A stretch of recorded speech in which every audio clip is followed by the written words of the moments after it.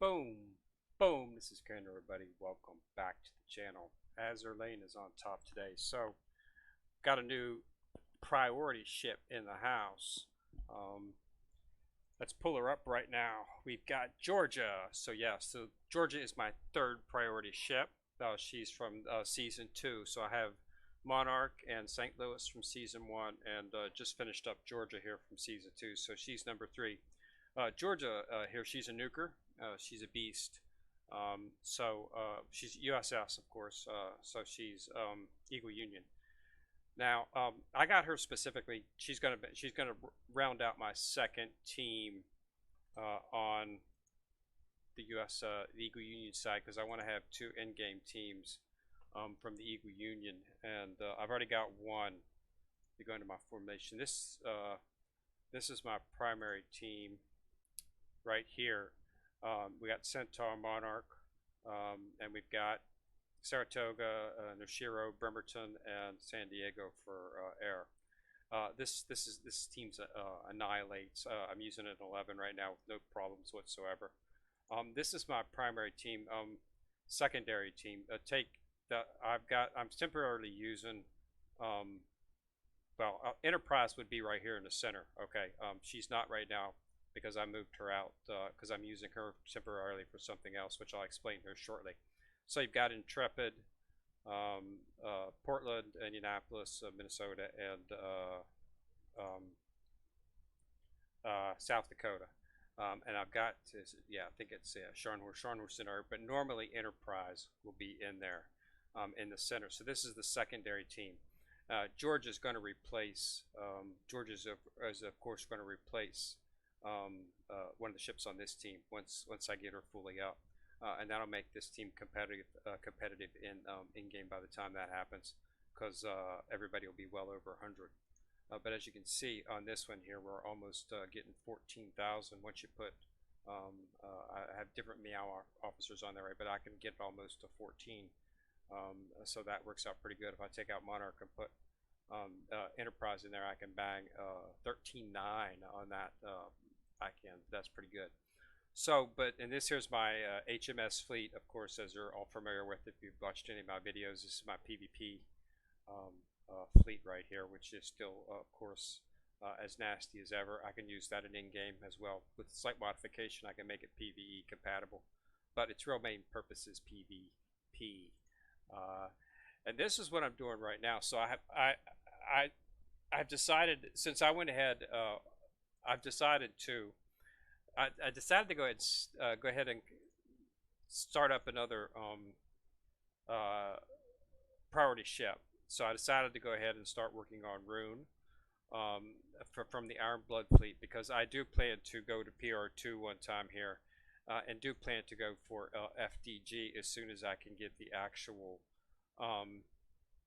points. But to get the points to go for FDG, I have to have 630 Iron Blood Tech points. So I'm going to need to start working on an actual Iron Blood fleet. So what I'm doing is I'm starting to run up the Iron Blood fleet, using it here in the battles that we've got. And I'm just going ahead and put a temporary one out there. And I'm using Enterprise in that as well. Over the center. Just so I can have some firepower, because that's the main lack of any of the Iron Blood fleets, is firepower. It doesn't have it. Well, FDG fixes that problem, but to get her, you have to have a certain number of tech points. So I'm going to have to build up some tech points within my Iron Blood fleet. So I've got Z-23 here, and I've got Prince Eugen right here. I'm using Ayanami because I really don't have any other Iron Blood ship, KMS ship, that I would really want to put there that's worth a grain of salt. So I just went ahead and threw Ayanami in there since she was on the bench right now. And then I've got Trippets, and then I've got Enterprise, and I've got, I think this is Scharnhorst? No, Scharnhorst. So I've got Scharnhorst in there. So, and Trippets. So it's a pretty good fleet. I'm using it on normal right now on the air raid drills, the event that's up right now. which you should be focusing on because you can get a very limited ship in there, so you can get independence from within that. So so that's what I'm running right now. But another new ship in the house is Essex. I got Essex on a draw, built her. So fantastic ship. If you know my last video, I was talking about how I was very curious as to how Star was going to handle introducing the new ships into the game. You know, these ships are, you know, Enterprise. They're more powerful, better armor, better guns, and of course the planes shooting off the decks of these ships, are jet fighters, not propeller planes, to say the least. So, but I really liked what they did with it here. So they're keeping it with the TPP Avengers. She can introduce flooding. Her planes will introduce flooding, which is another debuff. So flooding and blurring, always a good thing. And then this right here increases AVI and EAA. Each time the ship that increases the ship's AVI. So she's going to be a really good carrier. But if you're in, you should be working on this fleet. The fleet comes up here, air raid drills, because you're eligible to get, and we are finished, by the way. As you can see, my server does not play games. We finished this puppy out in 4 days. Okay? We just literally annihilated this thing. So we completed it. I mean, we just blew it away. 4 days. Plenty of time. That's faster than I thought. I was expecting like 5 or 6 days, but we knocked it down in 4. I still got to run some special passes for today. But what you have to complete the event to unlock all these. Once you can't get, these are not eligible. And you have to beat, go through the phase on here to unlock these before they're eligible. So you have to have your server clear these before all these will open up to be eligible. So I've got them all eligible now, and we have independence right here.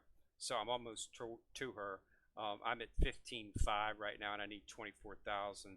So I need about 9,000 more, and it ends on the 8th, and so I've got like 10 days. So yeah, that'd be a piece of cake. Shouldn't have any trouble knocking that out. I usually do about 2,000 a day, but this is the reason I brought this up. This is a very, very, very, very good place to utilize some fleets and get excellent rewards, because if you run these right here, it's a fast fight, but you get higher than normal rewards when you do these. So even if you really don't need to do it, like in my case I don't, but I'm running normal, and I'm using this KMS fleet that I got right here, and the reason I'm doing that is because Rune is a KMS ship, and you need to, as you know, to get the data collection pass within the creation of the priority ship, you have to collect like 1 million. Actually, it's 1 million on the first time, 2 million on the second time. But to do that, you need to use ships from the same faction. So I need to be using Ironblood ships to get, runes, the experience points for runes. So that's why I'm running it. And I stuck Enterprise and Ayanami in there just to give me some power, so I could blast through this thing pretty easy. But I'm getting all the other ships. The other four ships are KMS ships, so I'm getting the experience from that, as well as getting points, as well as getting those excellent rewards that you get, and also getting the points I need here to get independence. So it's a circular dynamic, which works very well. So this is a good place to work on some lower level fleets that you have, if you're going to use them just for priority or just to level them up. This is a good place to do it. I've been, and then of course, you use your top fleets for the, this is my the master fleet right here, and I went ahead and stuck Enterprise in here just to give me a bit more. Centaur's more PVE utilized, which is why I use her in the PVE. She works well in heavy dynamics too, but in this, on the EXE fleet, you get the points based on how much damage you do. Enterprise is pretty much, except for a few other ships, namely FDG and Monarch, she's pretty much the highest damage dealing ship in the game, which is why I have her in there along with Monarch. This gives me maximum damage, so I can, you know, rack out some points for this. On this event, you know, I get at times I get 200. I actually got 208 once. So, you know, which is I think 120 is what you get on hard. So I'm getting like 80 more when I do the EXE event. You don't have to complete it. You just have to you know, you can even lose some ships, which is not surprising if you consider how much damage is coming out there. Just make sure you bring in a lot of anti-air. I have max anti-air right here, and that's the only thing that's keeping my front line alive, because you can see that Essex is putting out ships almost constantly, putting out planes constantly. So you're going to get, if you don't have good anti-air, you're going to get obliterated before you even have a chance for the time to run out. So it's very important to do that. So that's why I've got her running right there. So that's what I've got. So yeah, I just want to let you know that Georgia was in the house, Essex is in the house, and once I get independence, she will be in the house. I'll also do a video on that, and we'll put them in there and see how they work. But just get in there, because you've still got plenty of time to get all the rewards. And as you can see, I got 189. I did 195,000 damage. So that's good. That's like 75 more than you get on the hard. I think the hard registered as 120. Let me get out of here. Hard registers as 120. It's a maximum you can get. So this you can get as much as you can get just based on your damage. Okay. So again, go ahead and thanks a lot for watching the video.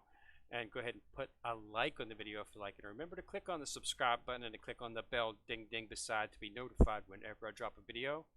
This is Ken Rear in the corner, signing out.